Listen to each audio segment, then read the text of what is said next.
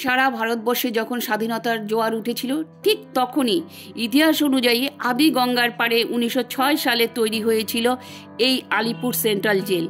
কিংবদন্তিদের সমস্ত স্বাধীনতা সংগ্রামীরাও একে একে ঠিকানা হয়েছিল এই আলিপুর সেন্ট্রাল জেল। এই আমলে বন্দী হয়েছিলেন নেতাজি সুভাষচন্দ্র বোস, চিত্তরঞ্জন দাস, কানাইলাল, বিধানচন্দ্র রায়। এরা সমস্ত এদের ঠিকানা হয়েছিল এই সেন্ট্রাল জেল। রোববার শীতের দুপুরবেলা চলে এলাম আলিপুর সেন্ট্রাল জেলে। তো এখন এটা জেল নেই, এটা হচ্ছে মিউজিয়াম। আর 3 বছরের ঊর্ধ্বে যারা আছে তাদেরকে টিকিট সিস্টেম আছে, 30 টাকা করে টিকিটের মূল্য। আর সোমবার বন্ধ, মঙ্গলবার থেকে রোববার পর্যন্ত এটা খোলা আছে।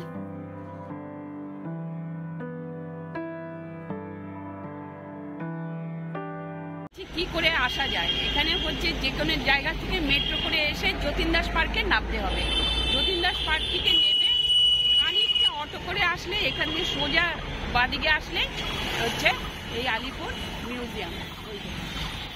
ঠিক আছে, চলো। এখন আমরা তো এসছি, আমাদের বালিগঞ্জ থেকে এসছি, যেহেতু বালিগঞ্জ থেকে অটো যায়, তো ওইখান থেকে আমাদের খুব সুবিধে, অটো একদম মিউজিয়ামের সামনেই নেমেছে। চলো এখন ওই পারে যাচ্ছি।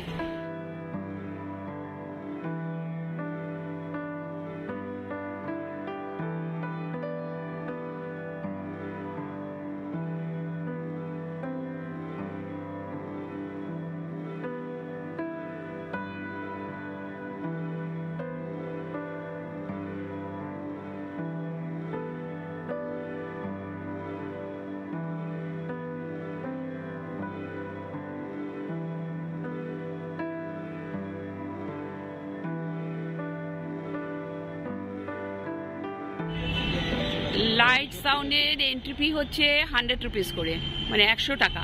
আর এমনি এন্ট্রি ফি হচ্ছে 30 রুপিস করে, মানে 30 টাকা করে।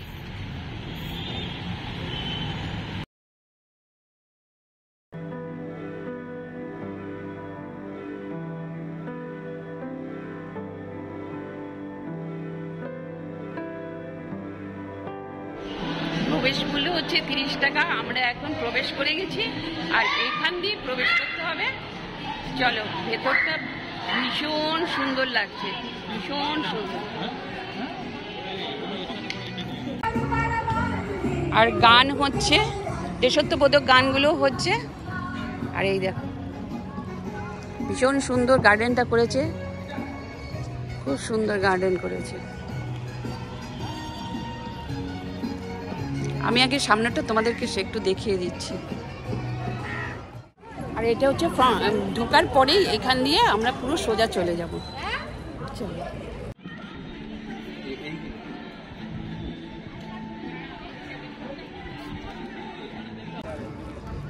এখানে বসার সিটও রয়েছে। আর হচ্ছে বোর্ডটা দেখে নিলে খুব সুবিধা হয়।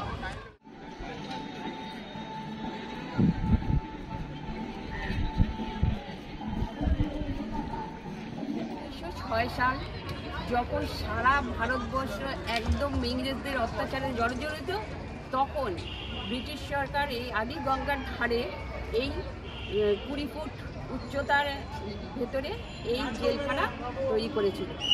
এখানেই নিয়ে আসা হতো একের পর এক স্বাধীনতা সংগ্রামীদের, এনে এই জেলখানাতেই বন্দি করে রাখা হতো। ভাবতে পারো, একদম পুরো শিহরণ যাচ্ছে মানে দেখে।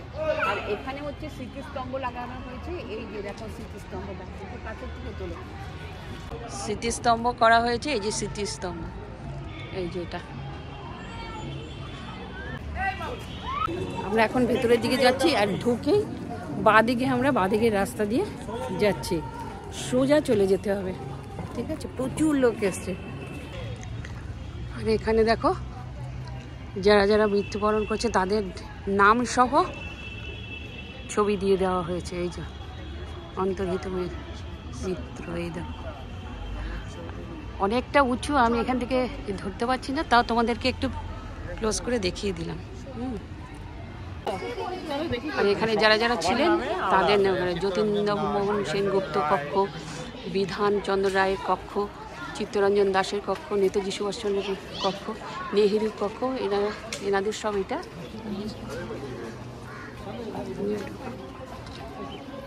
ফাঁসির মঞ্চে ঢুকলাম। এই সেলেতেই হয়েছিল স্বাধীনতা সংগ্রামীদের অত্যাচার। সাথে সাথে দেখুন এই ছোট ছোট কুঠুরির মধ্যে এনে তাদেরকে রাখা হতো এবং অত্যাচার করা হতো। আর কি পজিশনে তারা থাকতেন সেই অবস্থাটা দেখো, কত ছোট ছোট, মানে এখানে নড়ার জায়গা নেই। এইটুকু সেলের মধ্যে ওনারা থাকতেন আর এই সমস্ত জায়গায় শুতেন, আর একই কক্ষে রয়েছেন টয়লেট। ভাবতে পারো মানে কত কষ্ট করে ওনারা থাকতেন।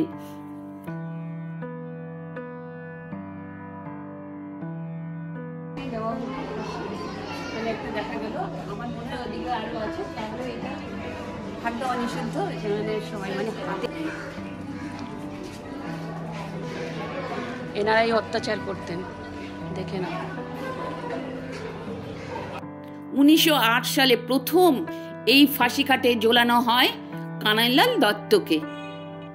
আর এখানেই হয়েছিল 2004 সালে শেষ ফাঁসি ধনঞ্জয়ের। এই যে এখানে দেখো দুজন করে ফাঁসি দেওয়া হতো, হ্যাঁ একসাথে দুজনকে দেওয়া হতো, সেরকমই ব্যবস্থা রয়েছে। আর এখানে এই যে টানেলটা দেখছো, এটা কাঁচ দিয়ে ঘেরানো হয়েছে, এখান থেকে লাশটা বার করে দেওয়া হতো, দেখা যেত আর কি।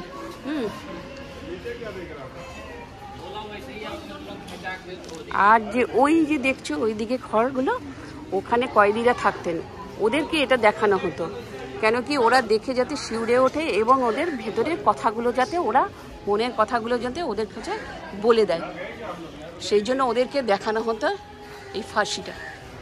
ওই যে ওই কুঠুরিগুলোতে দেখছো না, ওই যে কুঠুরিগুলো ছোট ছোট, ওইখানে কয়েদিদের রাখা হতো, ওখান থেকে এখানে দেখানো হতো ফাঁসির মঞ্চটা।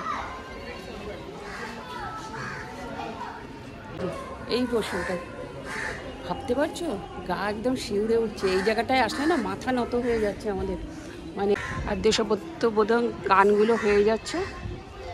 চলো ওদিকে যাই, দেখে যাই।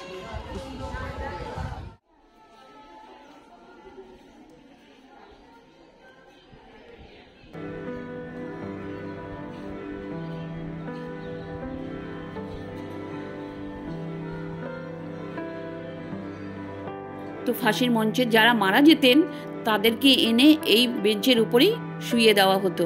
তারপর এদেরকে ডাক্তার দ্বারা পরীক্ষা নিরীক্ষা করার পরে মানে কাটাছেঁড়া হতো নিশ্চয়ই পোস্টমর্টম করা হলে, সেই রক্ত গঙ্গা যাতে এইখান দিয়ে নালি দিয়ে বেরিয়ে যায় সেইখান দিয়ে বেরিয়ে যেত রক্ত।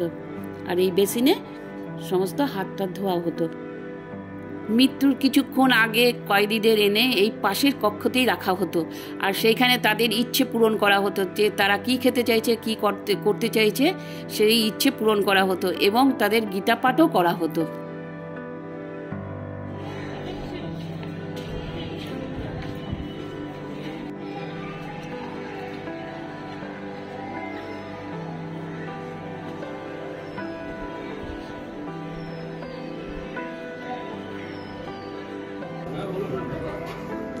এগুলো অন্ধকার কুঠুরি, খালি পড়ে রয়েছে, মানে এদেরকে অত্যাচার করা হতো। অন্ধকার কুঠুরিগুলোর মধ্যে এদেরকে অত্যাচার করা হতো, এরা যাতে মুখের থেকে সমস্ত কথা ভুলে যায়। এই দেখো আর ওর সেলগুলো দেখো। পশ্চিমবাংলার দ্বিতীয় মুখ্যমন্ত্রী ডক্টর বিধানচন্দ্র রায় এই সেলেতেই ছিলেন, 4 নম্বর কুঠুরিতে ছিলেন এবং 5ই সেপ্টেম্বর থেকে 1930 এবং 1 জানুয়ারি থেকে 1931 পর্যন্ত এই কক্ষতে উনি ছিলেন।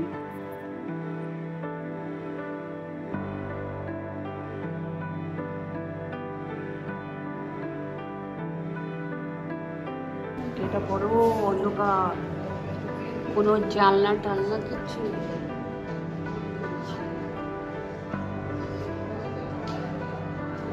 কটা ফটো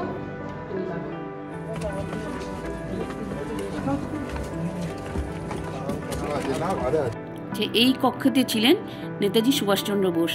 23 জানুয়ারি 1930 থেকে 23 সেপ্টেম্বর 1930 পর্যন্ত বন্দী ছিলেন এই কুঠুরিতে। প্রথম কয়েক মাস উনি বই পড়ে ধ্যান করে কাটিয়েছিলেন এবং তার সতীর্থদের উপর যে অত্যাচার করা হয়েছিল তার জন্য তিনি প্রতিবাদ করেছিলেন এবং মাথায় তাকে আঘাতও করা হয়েছিল। এরপরেই চলে আসছি দেশবন্ধু চিত্তরঞ্জনের কক্ষেতে।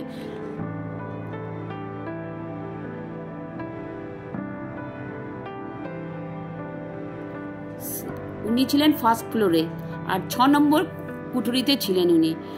14ই ফেব্রুয়ারি 1922 থেকে 9ই আগস্ট 1922 পর্যন্ত তিনি এইখানেই বন্দী ছিলেন এবং রেঙ্গুন থেকে একটি সভা থেকে ওনাকে অ্যারেস্ট করা হয়েছিল।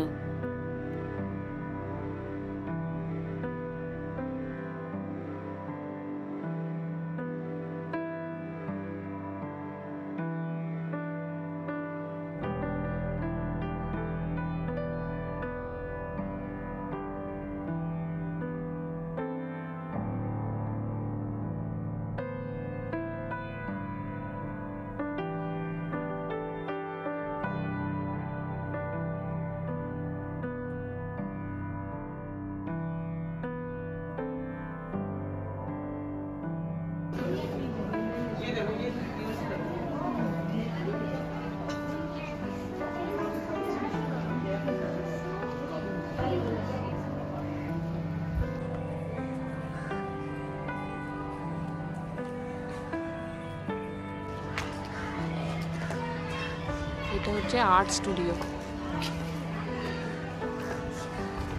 এরপরেই চলে এলাম আমরা নেহেরু সেলে। এই সেলেতে জওহরলাল নেহেরু প্রায় 80 দিনের মতন বন্দী ছিলেন। আইন অমান্য আন্দোলনের জন্য উনি এইখানে এই সেলেতে বন্দী ছিলেন। এই সেলেতে তার মেয়ে প্রায় আসতেন এবং তার সাথে কথা বলতেন।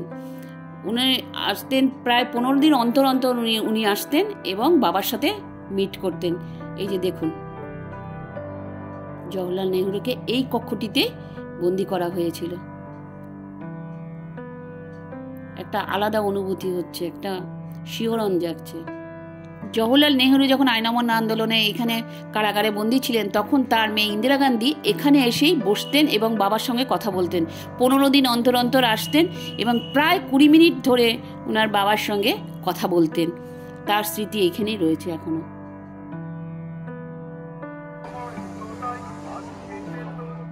এটা হচ্ছে একটা লাইব্রেরি আর একটু সেমিনার হল করা হয়েছে। দেখো, হলের ভেতরটা ভীষণ বড়, প্রচন্ড বড় করা হয়েছে এবং কিছু বইও সংরক্ষণ করা রাখা হয়েছে।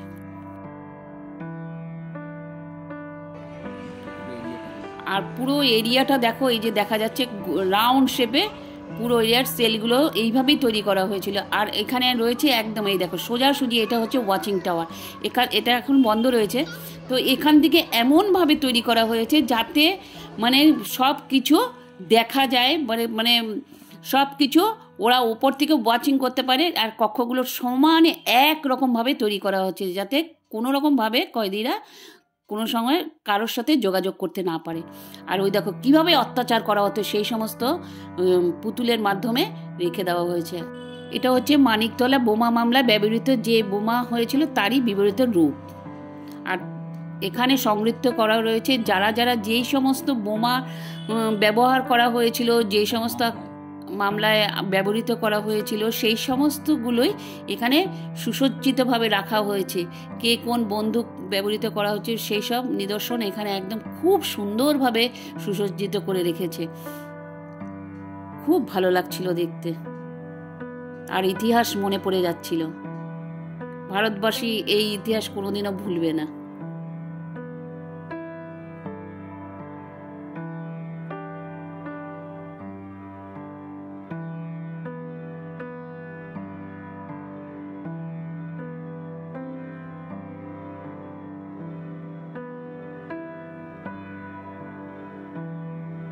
এবার যাচ্ছি আমি হচ্ছে তাঁতকলে।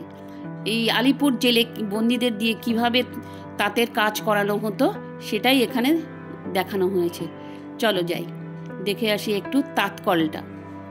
তো দেখো, এখানে কয়েদিদের দিয়ে বসিয়ে তো তারা রাখবে না, তাদের দিয়ে কিভাবে পরিশ্রম করাতো সেটাই দেখানো হয়েছে। এই দেখো,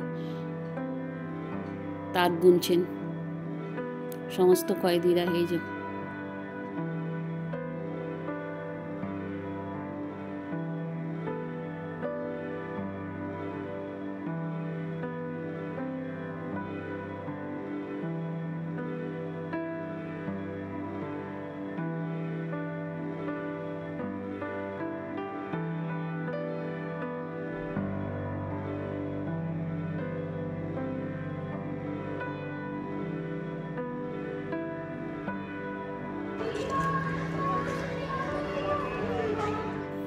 ওয়াচ টাওয়ারের পাশেই হচ্ছে নজরুলের কক্ষ।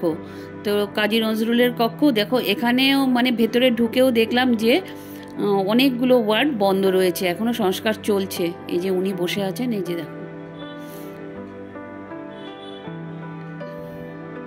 তো পুরো ওয়ার্ডটাই মানে খুব সুন্দর করে ওনারটা সাজানো হয়েছে, ভীষণ ভালো লাগলো।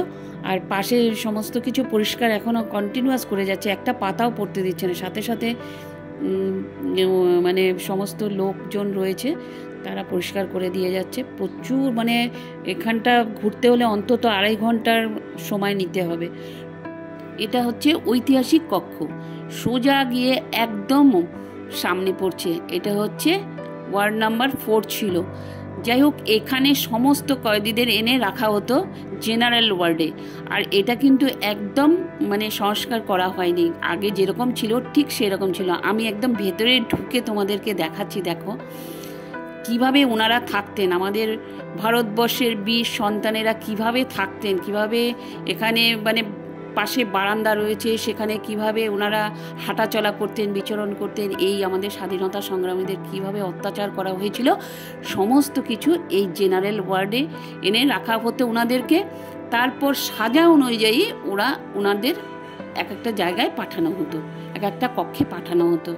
তো যাই হোক, দেখো তোমরা, এখানে এইভাবেই ওনাদেরকে রাখা হতো। এই জেনারেল কক্ষতেই ওনারা দেখো রান্না করছে, চান করছে, খাওয়া দাওয়া করছে। এখানে শোয়া, কম্বল, মানে কম্বলের অবস্থা দেখো, পুরো ছেঁড়া কম্বল, মানে কতটা টর্চারিত হতেন ওনারা। দেখো তোমাদেরকে একদম মানে মানে একটা আলাদা অনুভূতি, মানে সেটা মুখে বলে প্রকাশ করা যাচ্ছে না।